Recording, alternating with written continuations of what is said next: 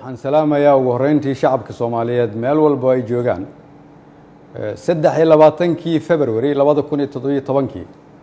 ayaa la ii magacaabay xilka ra'iisul wasaarenimada qiyaastii 1247 maalmood ayaa ka soo wareegtay muddadaas 3 sano iyo barka ah waxaan dalka Soomaaliyeed ugu adeegayay daacadnimo karti iyo hufnaan anigoo aaminsan inay ahayd waajib dalkayga iyo dadkayga ka saaran muddadaas xukuumadda iyo aniguba waxaan ku guuleysanay howlo waaweyn waxaa ka mid ahaa inaan dib u habeyn ballaaran oo dhaxalgal ah ku samayno ciidamada qaranka oo maanta soo gaaray meel ay u diyaarsan yihiin inay la wareegaan amniga guud ee dalka inaan dib u habeyn ballaaran ku samaynay nidaamka maaliyadda dalkeenna oo dunidu noo soo istaagtay soo celinay kalsoonidii uu caalamku nagu qabay kuna qabay hay-adaheena dhaqaale oo inoo saamaxday in laynaga cafiyo deyn lagu lahaa dalkeenna muddo dheer dadaalkaasi waxa uu ku dhacay soo jeed iyo iyadoo la geliyey wakhti badan waxaan la dagaalanay musuqmaasuqa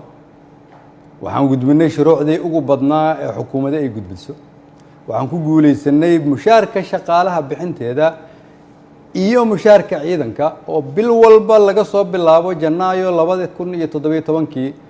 uu qof waliba qaatay waxaan ku guuleysanay dowlad wanaag iyo amaano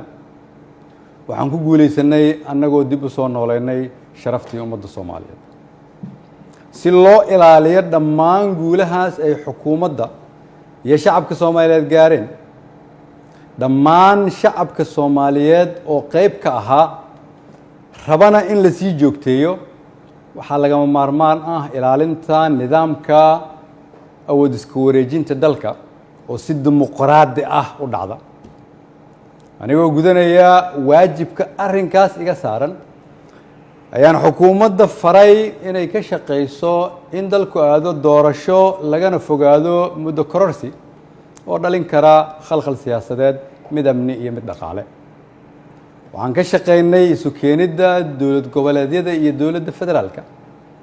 isugu keenay magaalada Dhuusamareeb si go'aan loo dhan yahay looga gaaro doorashada hadda dalka ku soo fool leh waxaan isku raacnay in la isku soo laabto 15 Agoosto si loo dhammaystiro geedi socodka doorashooyinka dalka inkasta oo kulamadii Dhuusamareeb horumar fiican laga sameeyay haddana waxaa muuqataa in weli uu socdo fikirkii ku aadanaa muddo kororsiga oo salka ku hayay wixii maanta ka dhacay golaha shacabka fikirkaas oo aan mar hore ka digay oo aan aaminsanahay inuu keeni karo khalkhal siyaasadeed dalkana dib u celin karo ayaan waxaan mar kale xasuusinayaa ummadda Soomaaliyeed in dalka 4 sano mar ay doorasho ka dhacdo iyadoo xukunkii ay qoro isu dhiib inay tahay dhaqan sax ah oo dalkan lagu bartay ayna tahay kulligeen inaan ilaalino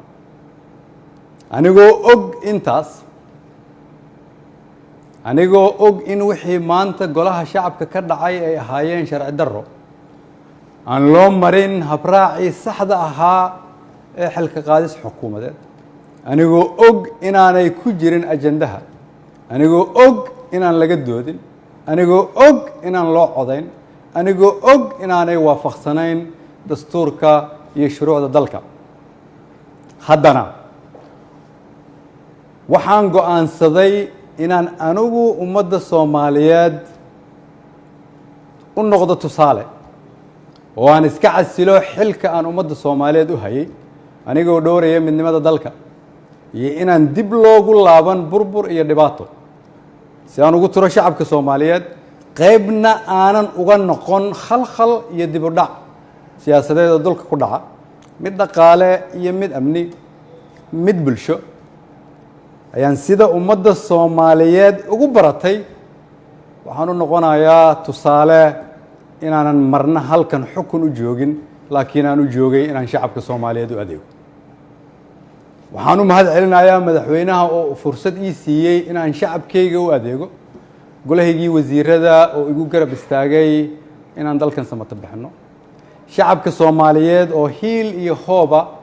ila garab taagnaa iina ogolaaday inaan soo hor istaago oo aan u shaqeeyo mar walbana garabkayga taagnaa iina hiiliyey waxaan u mahadcelinayaa saaxiibada Soomaaliya oo xilliyo adag iyaguna na soo garab istaagay ummadda Soomaaliyeed waxaan u rajaynayaa barwaaqo dalkan rajo ayaan ka leenahay kulligeen dalka ayaa kulligeen inaga weyn